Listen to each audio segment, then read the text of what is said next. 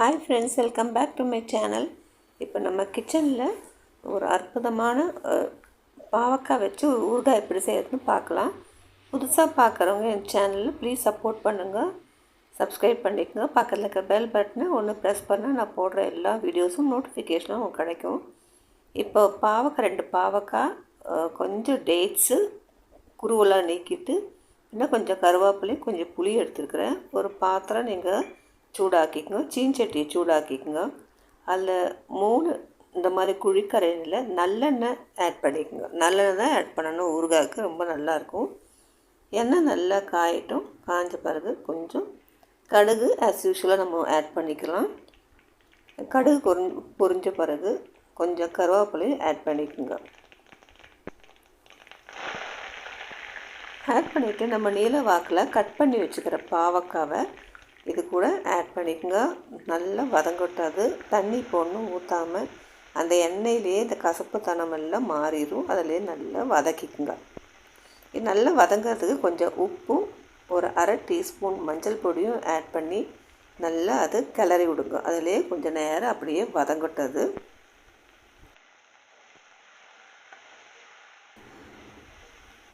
இதில் நான் பச்சை மிளகாய் ஒன்றும் ஆட் பண்ணுறதில்ல. காரத்துக்கு 1 table spoon Kashmiri chilli powder நல்லா கலர் கொடுக்கறதுக்கும் 1 டேபிள் ஸ்பூன் நல்ல மிளகு பொடியும் ஆட் பண்ணிக்கோ காரத்துக்கு.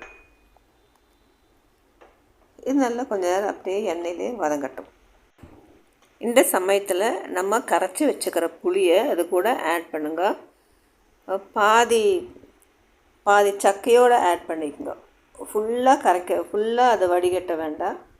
பாதி தண்ணியும் இப்போ 1-2 வடிகட்டி அந்த சக்கையோடு சேர்த்து அது கூட சேர்த்திட்டு நல்லா வதங்கட்டும். அந்த புளி தண்ணியில் இந்த பாவக்காய் நல்லா வேகட்டும். ரொம்ப ட்ரையாக இருந்தால் நீங்கள் ஒரு அரை கப்பு தண்ணி நீங்கள் சுடுதண்ணி ஆட் பண்ணிக்கோங்க. ஆட் பண்ணிவிட்டு அதை நல்லா வேகட்டும். இந்த சமயத்தில் நம்ம கொட்டையெல்லாம் நீக்கி வச்சுருந்த பேரிச்சம்பழத்தை, அதாவது டேட்ஸை இது கூட ஆட் பண்ணிக்கோங்க. ஆட் பண்ணிவிட்டு அது நல்லா வேகட்டும். அது